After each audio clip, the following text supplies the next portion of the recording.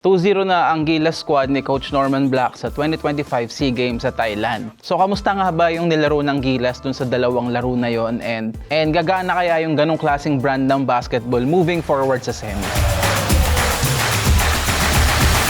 As of this filming, 2-0 na ang Gilas sa 2025 SEA Games. Lalabas tong video na to siguro Wednesday, and may game yung Gilas that day. So baka by that time na ma-upload tong video na to, baka mas meron ng different picture yung Gilas Pilipinas. And yun lang, take note lang. And again, para sa mga hindi updated, mga ilang buwan bago mag-start yung SEA Games, naglabas yung mga organizers na maghihigpit sila sa eligibility rule.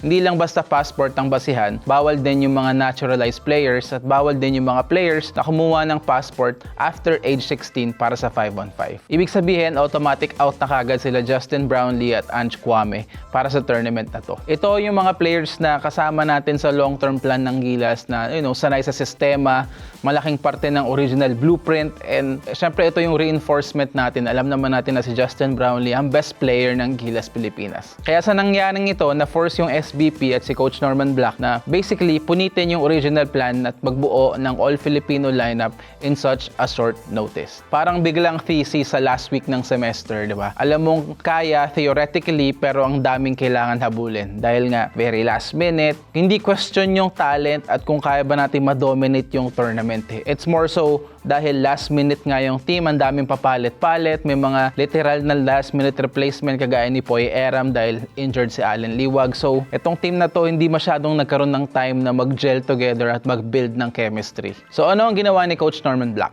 He went back to basics. System first, roles first. Kailangan niya ng players na mabilis mag-adjust at bagay sa style niya. Discipline, spacing, at defense. So yung final lineup ng Gilas sa men's 5-on-5 sa SEA Games ay sina Jamie Malonzo, Dal Fanofio, Terdy Ravena, Matthew Wright, Ray Parks, Cedric Manzano, Justin Chua, Robert Bolick, Von Pesumal, Poy Eram, Abu Tratter at si VJ Pre.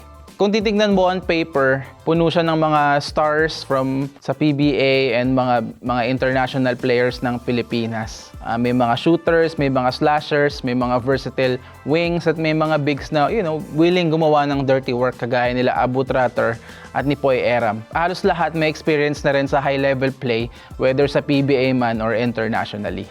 Sa opener nila kontra Malaysia, ang resulta, panalo ang Gilas sa score na 83-58. Pero syempre kung napanood nyo yung game, hindi ganun ka-smooth yung start. May mga stretches na halata yung limited time together. May mga possessions na parang pick-up run. Medyo flat sa simula, pero habang tumatagal, lumalabas yung structure. Mas maayos na rotations, mas organized na half-court sets, at mas nagiging klaro yung identity ng team. Second game, kontra Vietnam, dito talaga lumabas medyo yung problema. Again, slow start. At one point down pa yung Gilas ng double digits sa first half bago sila nakahabol. Kinailangan nila ng malaking run sa second half para makabalik dun sa game. Sa fourth quarter, kinailangan din yung heroics ni Robert Bolick, especially sa high ball screens, drive, and free throws para isara yung laro. Sa final score na 78-67. Hindi runaway win pero hard-earned.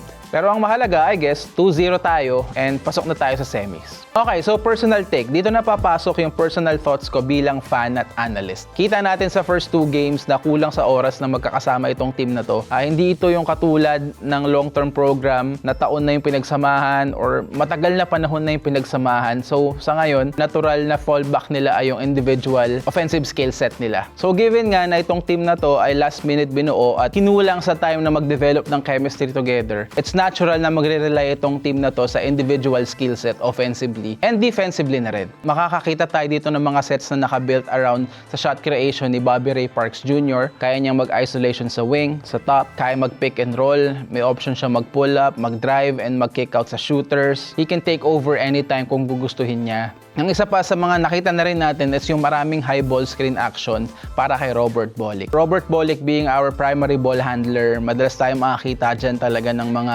high ball screen into a step back 3 and Robert Bolick attacking. Wala kasi yun yung talent Kailangan natin mag-capitalize dun sa strengths ng mga players natin dahil nga hindi tayo nabigyan masyado ng time to develop our plays at yung team chemistry. Pero yun nga ang tanong is this winning basketball and enough ba to para manalo ng gold? Kung short term uniform lang ang lens mo, may sense to given yung preparation time, yung composition, syempre yung eligibility drama, at lahat ng delay. Logical na i-simplify ang offense at mag-lean sa strengths ng best creators mo. Pero sa tournament setting, alam natin na laging lumalabas ang difference between talent and chemistry. Once pumasok na sa semis at finals kung saan mas na-scout ka na ng kalaban, lalo na kapag na-scout na ng kalaban yung tendencies neto ni Ray Parks at ni Robert Bolick, kailangan meron kang structured or second and third layer ng offense. Hindi pwedeng puro tough making shot lang. Kaya sobrang critical na si Coach Norman Black ang coach dito sa team na to. Ang ilan sa mga laman ng resume ni Coach Norman Black ay, championship pedigree sa PBA at sa UAAP with Ateneo, a structured offense na hindi sobrang komplikado pero malinaw, clear roles and accountability, emphasis on defense at execution, hindi lang sa star power. At isa pa, alam niya na Hasley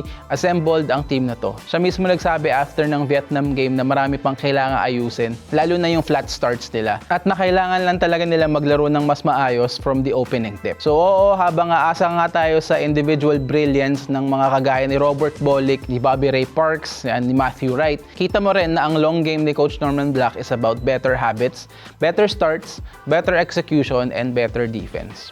So far, 2-0, hindi perfect, pero may puso, may direction, at may coach na marunong mag-navigate ng gulo.